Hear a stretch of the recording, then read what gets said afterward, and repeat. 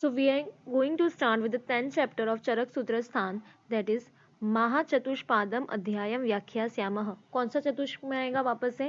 9 to 12 chapter हमारे पास आ जाएगा निर्देश चतुष्क में। ओके, ना सबसे पहले हमने जो 9th चैप्टर पढ़ा था दैट वाज खुड्डा का चतुष्पादम। ठीक है, खुड्डा का चतुष्पादक मतलब क्या था? खुड्डा वो अल्प फॉर्म में दिया हुआ है, ठीक है, कंसाइज फॉर्म में दिया हुआ है, ब्रीफ फॉर्म में दिया हुआ है, ठीक है। ये महाचतुष्पाद अध्याय है, ठीक है। सबसे पहले है ना, एक चीज हमें ध्यान रखनी है, इस चैप्टर में हम लोग जो आत्रेय है और मैत्रेय है उनका एक डिस्कशन हो रहा है, वो हम लोग पढ़ने वाले हैं। सो क्वेश्चन इज आस्क्ड कि आत्रेय और मैत्रेय का डिस्कशन कौन सा कहाँ हुआ, तो मतलब रेफरेंस पूछे तो इट इज चरक सूत्रस्थान 10, ठीक है।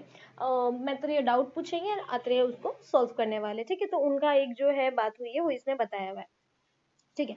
अभी हमने सूत्रस्थान 9 पढ़ा है, ठीक है। वो रेफरेंस ध्यान रखते हुए सी फर्स्ट श्लोक, चतुष्पादम षोडश कलम भेषजमिति भिषजो भाषन्ते यद उक्तम पूर्व अध्याय, ठीक है। ये चीज जो है पूर्व अध्याय में, मतलब कि खुड्डा चतुष्पादम अध्याय में ये चीज बोली हुई है। षोडश गुणम इति तद भेषजम युक्ति युक्तम आरोग्य इति भगवान पुनर्वसु आत्रेय हो जाएगा। मतलब क्या हो जाएगा कि ये आत्रेय भगवान पुनर्वसु आत्रेय ने क्या कहा था कि षोडश कला षोडश गुण हमने देखे थे कि भिषक द्रव्य उपस्थाता रोगी सबके चार चार चार गुण हो जाते हैं, तो वो सब गुण से जो है वो षोडश शब्द हुआ है। और वो षोडश वाले जो गुण वाले होते हैं आरोग्य इति, मतलब जो भी रोगी होता है उसको आरोग्य देते हैं, ऐसा भगवान आत्रेय ने, पुनर्वसु आत्रेय ने ऐसा कहा था, ठीक है। फर्स्ट श्लोक में ये दिया हुआ है, ऐसा पुनर्वसु आत्रेय ने कहा था, ठीक है। न इति मैत्रेय किम कारणम, लेकिन मैत्रेय जो है वो इस चीज को नहीं मान रहे थे, ठीक है। मैत्रेय ने शंका की, ठीक है। भगवान पुनर्वसु आत्रेय के इन वचनों को सुनकर मैत्रेय ने कही, नहीं, जैसा आप कह रहे हैं वो ठीक नहीं है। दृश्यन्ते ये आतुराः केचिद् उपकरणवन्तश्च परिचार सम्पन्नाश्च आत्मवन्तश्च कुशलैश्च भिषग्भिर अनुष्ठितः समुत्तिष्ठमानाः तथा युक्तश्च अपराः म्रियमाणाः तस्माद् भेषजं किंचित कर्म भवति। तो मैत्रेय क्या कह रहे हैं कि नहीं, आप जैसा कह रहे हैं वैसा सच नहीं है। क्यों? क्योंकि हम लोग हमारे पास अगर सब उपकरण भी हो, मतलब जो भी उपकरण होता है विषय द्रव्य उपस्थाता रोगी वो हो, परिचार भी प्रॉपरली हो, एकदम कुशल भिषग कुशल भिषज भी अगर ट्रीटमेंट कर रहा है, युक्ति भी यूज कर रहे, तभी म्रियमाणा की डेथ होती है। तो वो कैसे आपने कहा वो पॉसिबल है? सी, चिकित्सा के सभी उपकरणों और सेवक से युक्त कुछ रोगी जितेंद्रिय रहते हुए कुशल वैद्य कुशलेश्वर भिषक से चिकित्सा कर रोग निमुक्त हो जाते हैं। कुछ तो ठीक हो जाएगा, सी समुत्तिष्टम माना, कुछ ठीक हो जाएगी, लेकिन वही सब चीजें होते हुए भी कुछ रोगी मर जाते हैं। म्रियाणा यहाँ पे बढ़ाया था, म्रियामाणा हो जाएगा, ठीक है। ये हो जाएंगे आरोग्य के, हाँ। तो चिकित्सा के, हाँ, तो किंतु चिकित्सा के सभी उपकरण और गुरुवान चतुष्पाद के रहते हुए भी कुछ रोगी मर जाते हैं, तो अतः आरोग्य के प्रति औषध कारण नहीं है, तो वो बताया हुआ है, ठीक है। तस्मात् भेषज किंचित कर्म, मतलब औषध कैसे कारण हुआ? कुछ लोग चलो आपने ठीक किया, लेकिन कुछ लोग की तो डेथ हो रही है, तो कैसे वो चतुष्पाद में आया? ये चीज जो है वो मैत्रेय ने कही, ठीक है। तदीयता सबरे सरसी वहां, हाँ, तो इसमें उन्होंने जो है वो एक एग्जांपल दिया हुआ है, रेफरेंस दिया हुआ है। रेफरेंस में उन्होंने क्या समझाया हुआ है, सी, जैसे एक बड़े गहरे गड्ढे या तालाब है, ठीक है ना, गड्ढा है या तालाब है, उसमें अगर हम लोग थोड़ा सा पानी डाल देंगे, या कोई नदी ऑलरेडी बह रही है, ठीक है, या धूल का ढेर है ऑलरेडी, वहां पे अगर एक मुट्ठी धूल डाल दे से तो उससे कोई भी बेनिफिट जो है वो नहीं होगा,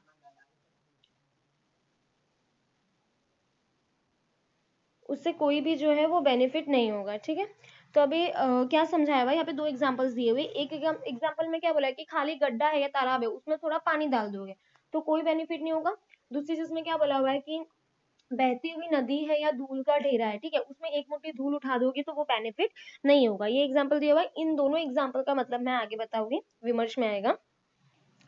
तथा अपरे दृश्यन्ते अनुपकरणाश्च परिचारा कश नानात्म कुशलश्च भिषग्विद अनुष्ठिताः समुच्यमानाः तथा युक्तं म्रियमाणश्च परे यतश्च प्रतिकुर्वनं सिद्ध्यति प्रतिकुर्वनं म्रियतः अप्रतिकुर्वन् सिद्ध्यति अप्रतिकुर्वं म्रियते तथा निश्चयन्ते। इसमें जो लास्ट लाइन जो है ना वो बहुत इंपॉर्टेंट है। अभी जो ऊपर देखा ये सब ठीक है, इन सबको हम एग्जाम मतलब समझेंगे, लेकिन ये तथा निश्चयन्तो भेषजनो अविशिष्टम इति। लास्ट लाइन में इसने क्या बोला है कि भेषज देना या भेषज नहीं देना एक बराबर है, दोनों में कोई डिफरेंस नहीं है।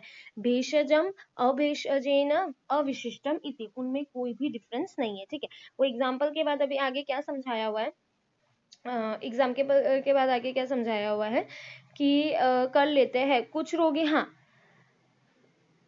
कुछ रोगी साधन और परिचारक के अभाव में मूर्ख वैद्य से चिकित्सा करते हैं तो वो ठीक हो जाते हैं, और चिकित्सा करने पर मृत्यु भी होती है। इसका मतलब क्या हो जाएगा कि औषध कराना न कराना, न जो वो रेफरेंस था वो बहुत इंपॉर्टेंट, वो रेफरेंस पूछते हैं, ठीक है, कि अविशिष्ट मति कि उनमें कोई भिन्नता नहीं है। तो बस इनका मतलब ये था भी, जो दो एग्जाम्पल थे, जैसे कि बड़ा गड्ढा या तालाब में थोड़ा सा जल डालना, मतलब जो ऑलरेडी अरिष्ट आ गया है, जो मरने वाला है, उसमें अगर आप थोड़ा सा पानी, थोड़ी सी औषध दे दोगे, थोड़ा सा पानी डालना मतलब थोड़ी सी औषध दे दोगे, तो वो ठीक नहीं होने वाला है।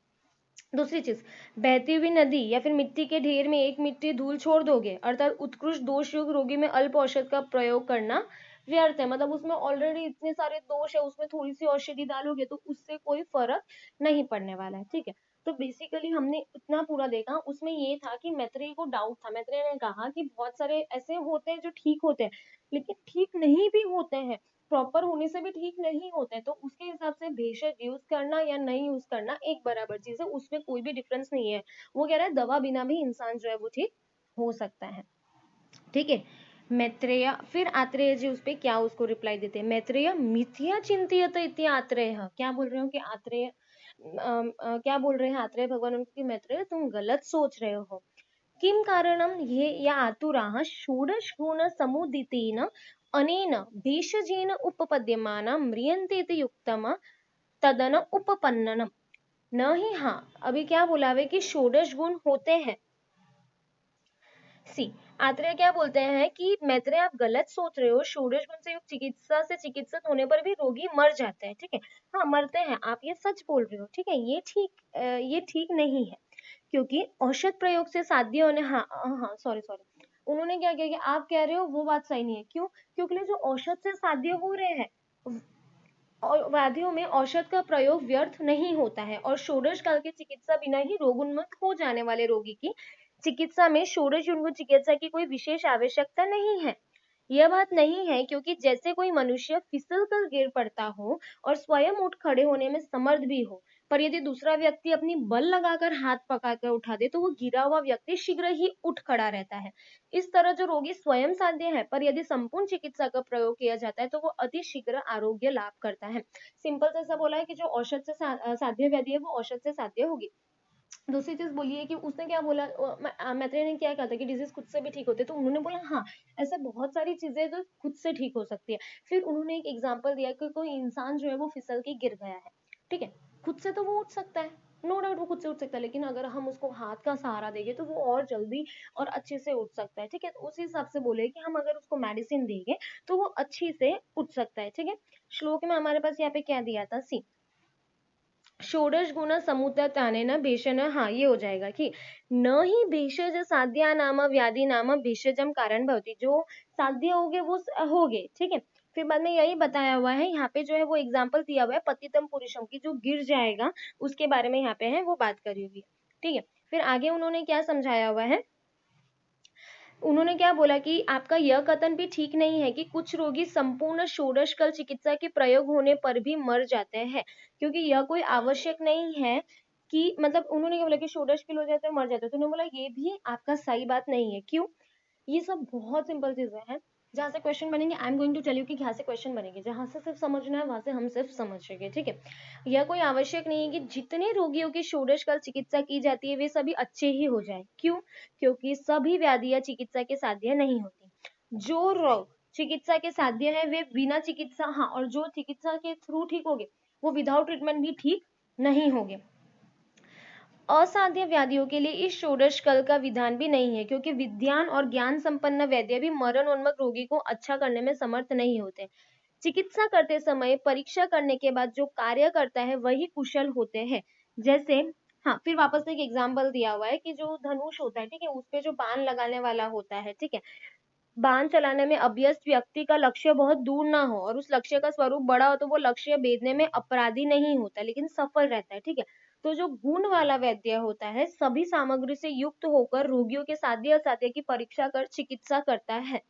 तो साध्य रोग में वो विफल नहीं होगा, मतलब वो उसको ठीक करेगा, रोगियों के आरोग्य लाभ से युक्त कर देता है। तो वो क्या करेगा कि जो आपने कहा था भेषज और अभेषज में भिन्नता नहीं है, वो बात आपकी गलत है। ठीक है, वो बात आपकी गलत है। ठीक है, यहाँ पे क्या बताया हुआ है लास्ट में, तस्मान न भेषजम अभेषजेन अविशिष्टम तस्मान न भेषजम, मतलब यहाँ पे न वर्ड यहाँ पे नेगेशन बताया हुआ है। उन्होंने क्या कहा था कि भेषजम अभेषजम अविशिष्टाति, यहाँ पे बोला है भेषजम अभेषजेन अविशिष्टम, लेकिन न मतलब जो आप कह रहे हो वैसा ही नहीं है। ठीक है, दोनों ने अपने व्यू दिए, बहुत सारा लिखा हुआ है, लेकिन मेन चीज ये है एक दो कोटेशंस हमें रेफरेंस के लिए याद रखने हैं। वहां पे क्या रेफरेंस के लिए हमें याद रखना था कि हाँ भेषज भेषज अविशिष्टमति यहाँ पे न बोला हुआ है, और एक और चीज रेफरेंस के लिए थी कि जो मेडिसिन से साध्य होगी वो साध्य हो जाएंगे।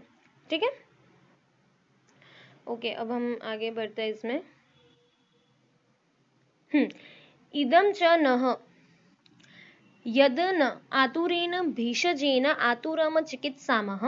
हाँ, अभी ये बहुत इंपॉर्टेंट है। ठीक है, उपयुक्त के बारे में प्रत्यक्ष प्रमाण हो जाएगा। ठीक है, आतुरेण भेषजेन आतुरम चिकित्सामः, दोष युक्त रोगियों की चिकित्सा दोष रहित औषधि से करेंगे, मतलब जो भी दोष होगा उसके दोष अपोजिट औषधि से करेंगे।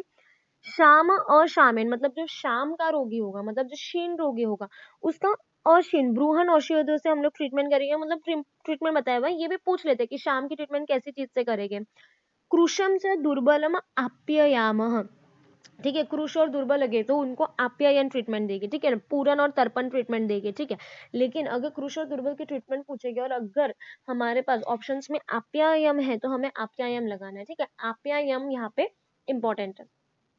स्थूलम मेदस्वी न अपतर्पयाम, ठीक है, स्थूल और मेद वाले होते हैं तो उनका अपतर्पण करते हैं।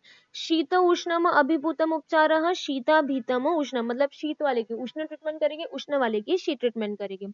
न्यूनात धातुम पूरण, ठीक है, यहाँ पे पूरण वर्ड जो है कि जिसके धातु न्यून है उनमें पूरण करेंगे। कृश और दुर्बल में क्या करेंगे, आप्यायन करेंगे।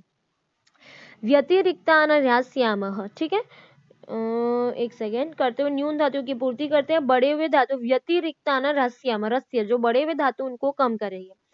इस प्रकार व्याधि के मूल हेतु के विपरीत चिकित्सा करते हुए रोगी को प्राकृतिक अवस्था में लाते हैं। व्याधि की हाँ वो करते हुए प्राकृत अवस्था में लाते हैं, लाभ देखते हुए हो गए हैं। ठीक है, तो ये बेसिकली थोड़ी बहुत चीजें है कि किसमें कैसे ट्रीटमेंट करेंगे वो ध्यान रखना है।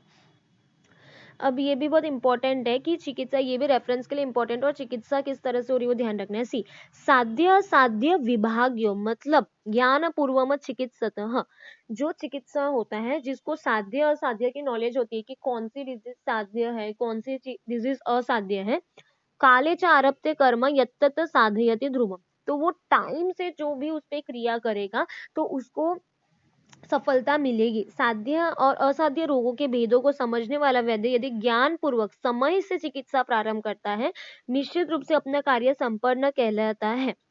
अर्थ विद्या यशो अनि उपकोशम असंग्रहम प्राप्यो या नियतम वैद्यो यो असाध्यम समुपचारेत, जो वैद्य असाध्य रोगों की ट्रीटमेंट करेगा, ठीक है, असाध्य रोग है तो उसको अर्थ का नाश होगा, सब अर्थ मतलब पैसा उसको प्रॉपर नहीं मिलेगा, विद्या उसके ऑफकोर्स नॉलेज में तो प्रॉब्लम आएगी, उसको यश नहीं मिलेगा, लोग उसकी बुराई करेंगे, उपकोष निंदा करेंगे कि नहीं ये डॉक्टर तो अच्छा नहीं है, असंग्रहम, और उसके पास जो रोगी है उनका संग्रह नहीं हो पाएगा, रोगी उसके पास जो है वो नहीं आएंगे। ठीक है, तो इस श्लोक से हमें कैसे कैसे क्वेश्चंस आते हैं। फर्स्ट इज रेफरेंस पूछ सकते हैं कि ये रेफरेंस कौन से है। तो साध्य सी मैंने जब खुड्डा चतुष्पादय मध्यम पढ़ाया था तब मैंने बोला था जब भी तीन चीजों का कोरिलेशन आ रहे हैं वहां पे बहुत सारे एग्जाम्पल्स थे, कुंभार वाला था, मिट्टी डंडा वो सब, यहाँ पे मेनली साध्य असाध्यता पे हमें सब एग्जांपल्स दिखेंगे। तो यहाँ पे मैं बोला जिसको साध्य असाध्यता का नॉलेज पता है वो टाइम पे अगर ट्रीटमेंट शुरू करेगा तो उसका प्रॉपर हो जाएगा, लेकिन जो असाध्य को ट्रीट कर रहा है उसको क्या क्या, तो ये पूछ सकते हैं। एक दूसरा क्वेश्चन ये बन सकता है कि किस किस चीज की हानि होगी, तो अर्थ की हानि होगी, विद्या की हानि होगी, यश की हानि हो जाएगी, और उसको सब लोग निंदा करेंगे, और दूसरी चीज उसके पास असंग्रह हाँ रोगियों का संग्रह, रोगी उसके पास नहीं आएंगे। ठीक है, नाउ सी सबसे पहले रोग के भेद। अकॉर्डिंग टू आचार्य चरक, ठीक है, अकॉर्डिंग टू आचार्य चरक अगर हम लोग रोग के टाइप्स पे जाते हैं ना, तो ऐसे रोग के टाइप्स 3 होते हैं जो हम लोग इसके बाद वाले अध्याय में देखने वाले हैं। तो रोग के टाइप्स 3 हो जाते हैं हमारे पास। नीज होता है, आगंतुज होता है और मानसिक होता है। मैंने ऐसे ही इनको याद किया था, ठीक है, नीज, आगंतुज और मानसिक, ठीक है। लेकिन if on the basis of साध्य साध्यता पूछे ना, तो फिर 2 आएंगे, ठीक है। ऐसे रोग के टाइप 3 है, ऑन द बेसिस ऑफ साध्य साध्यता जो है वो 2 रोग आएंगे, ठीक है। सुख साध्यम, मतम साध्यम, कृच्छ्र साध्यम अथापि। कौन से? तो साध्य के 2 टाइप्स कौन से हो जाएंगे? सुख साध्य हो जाएगा, कृच्छ्र साध्य हो जाएगा। द्विविधम च अप्य साध्यम असाध्यम स्याद याप्यम यच्च अनुक्रम, ठीक है। तो साध्य है, साध्य के 2 टाइप्स हो जाएंगे, सुख साध्य और कृच्छ्र साध्य। और असाध्य के भी 2 टाइप्स हो जाएगा, याप्य और अनुपक्रम, ठीक है, नॉर्मल चीज है। फिर साध्या नाम त्रिविधश्च, फिर साध्य में भी और 3 हो जाएगा, अल्प मध्य उत्कृष्टम प्रतिमा, ठीक है। मतलब अल्प उपाय साध्य, मध्य उपाय साध्य और उत्कृष्ट उपाय साध्य। विकल्पो न तो असाध्य नाम नियता नाम विकल्प, ठीक है। जो निश्चित रूप से असाध्य होते हैं उनका कोई भेद नहीं होता है, असाध्य के कोई भेद नहीं होते हैं और साध्य में बस भेद हो जाएंगे, ठीक है। तो बेसिकली इधर कितना पढ़ना है हमारे पास? रोग के साध्य असाध्य, तो साध्य में सुख साध्य, कृच्छ्र साध्य, असाध्य में याप्य और अनुक्रम हो जाएगा, साध्य में और 3 हो जाएगा, अल्प हो जाएगा, मध्यम हो जाएगा और उत्कृष्ट हो जाएगा, ठीक है। इधर ओके वही दिया हुआ है, ओके। नाउ सबसे पहले सुख साध्य रोगों का स्वरूप। सुख साध्य रोग कैसे होते हैं, बस अब इस चैप्टर में हमें हर एक टाइप के जो रोग है उनका स्वरूप देखना है।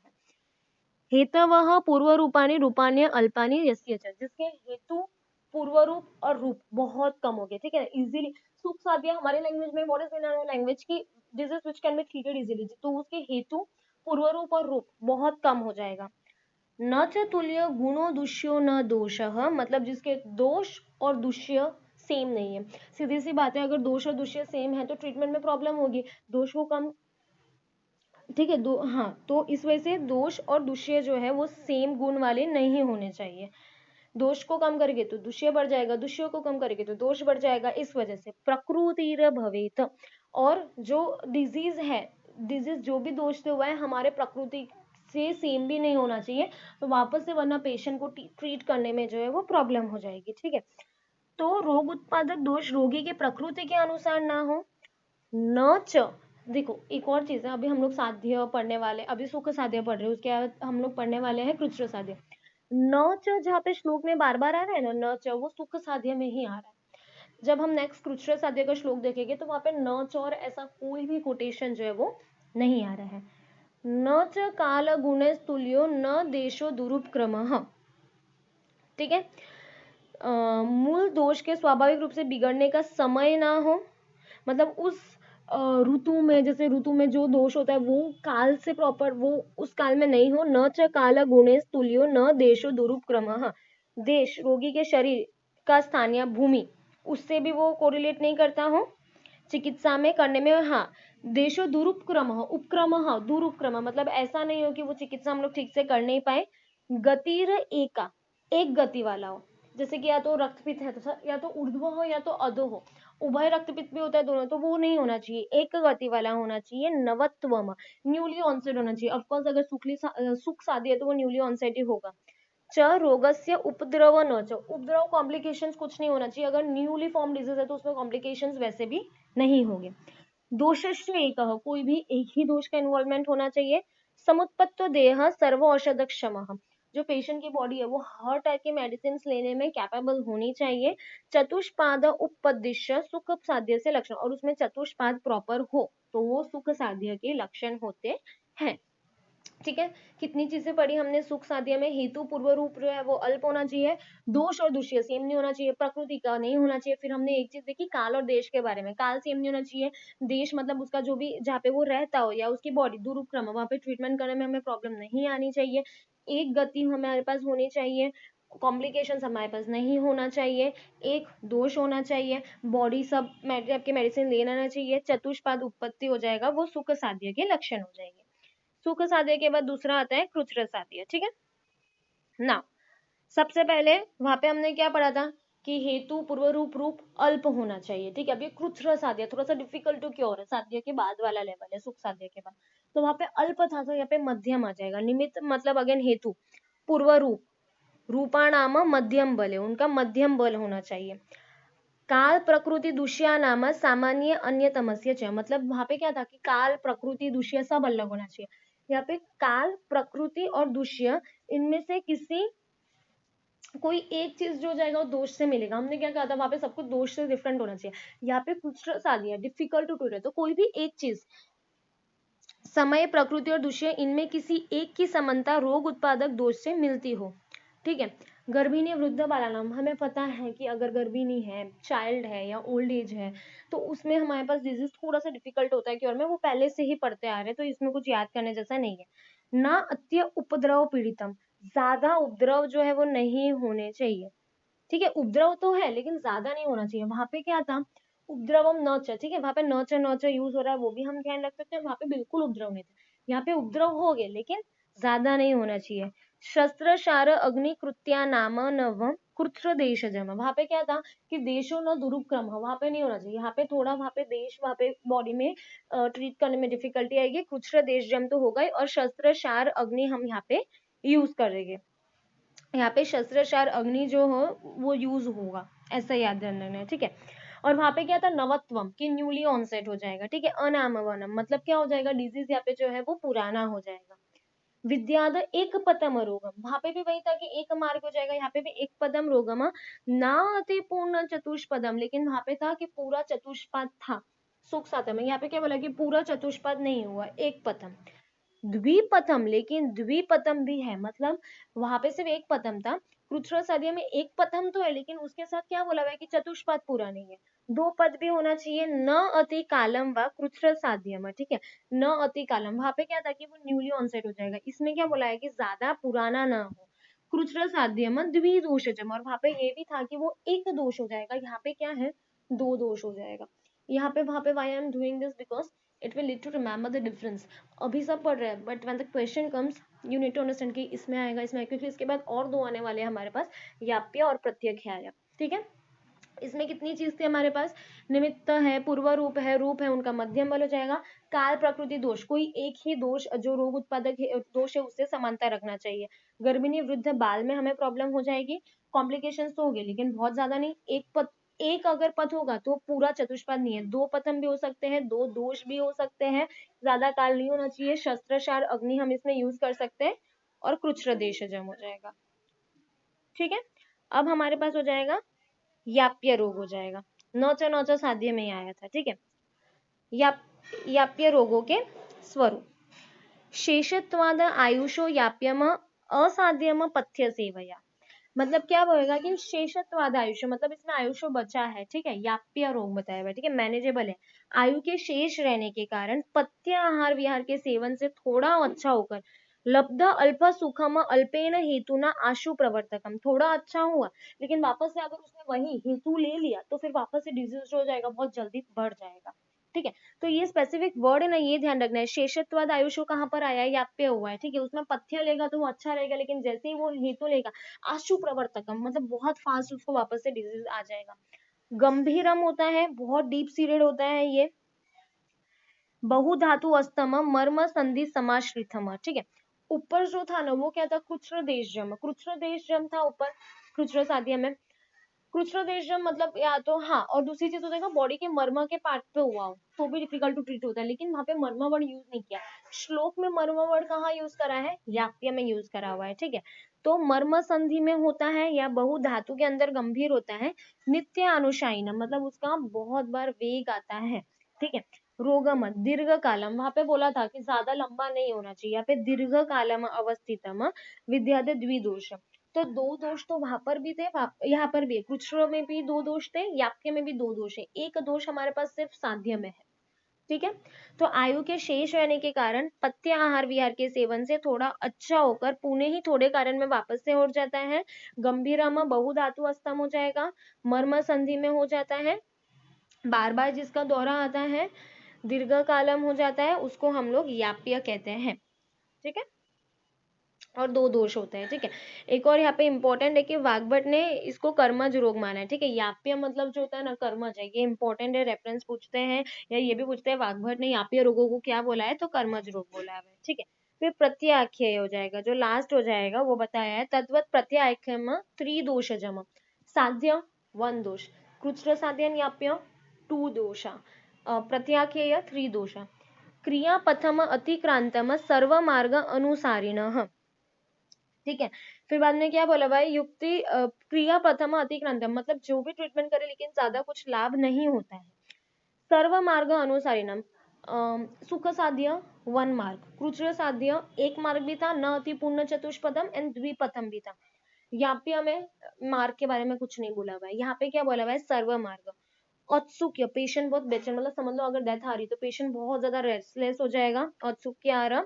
अति सम्मोह, बहुत उसको वो सम्मोह वो हो जाएगा, अर्ति हो जाएगा, सॉरी अर्ति सम्मोह, इंद्रिय नाशनम हो जाएगा, ठीक है। और इंद्रियों की शक्ति नाश हो जाता है, दुर्बलस्य संसंवृद्धम व्याधिम स अरिष्टम एव हो जाएगा, और अरिष्ट आ जाते हैं तो वो असाध्य हो जाएगा। मेनली साध्य कृच्र साध्य में याद करने जैसा था, इसमें तो बहुत सिंपल चीजें बोली हुई है। एक तो सर्व मार्ग में आ जाता है, ठीक है, पेशेंट एकदम बेचैन हो जाता है, उसको हर जगह पेन होता है, सम्मोह आ जाता है, उसकी इंद्रिया नाश, हमें पता है कि इंद्रिया का नाश मतलब इंसान का नाश, और वो बहुत दुर्बल हो जाएगा, उसमें अरिष्ट भी आ जाते हैं, ठीक है। तो ये हमारे पास जो हो जाएगा प्रत्याख्य के लक्षण हो जाएगा, ठीक है। रोग परीक्षा के बाद चिकित्सा, ये भी रेफरेंस के लिए हम समझ सकते हैं कि भिषज प्राक परीक्षेव, पहले परीक्षा करो, विकार के लक्षण देखो, पश्चात कर्म से आरंभ कार्य साध्येषु धीमता, उसके बाद ही ट्रीटमेंट शुरू करो तो उसका डिजीज जो है वो अच्छी से ट्रीट होगा।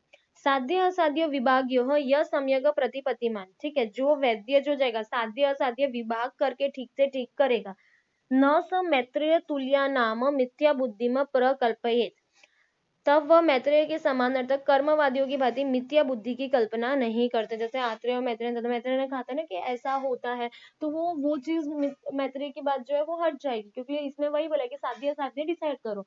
आत्रेय ने क्या समझाया था मैत्रेय को, वो साध्य साध्य तो नहीं डिसाइड करते हैं, तो वो प्रॉब्लम जो है वो आएगी, ठीक है। फिर हाँ, ये एक ध्यान है, आत्रेय मैत्रेय मति मति द्वैविध्य निश्चय है, तो आत्रेय मैत्रेय का जो हुआ था वो कहाँ हुआ था, चरक सूत्रस्थान 10 में।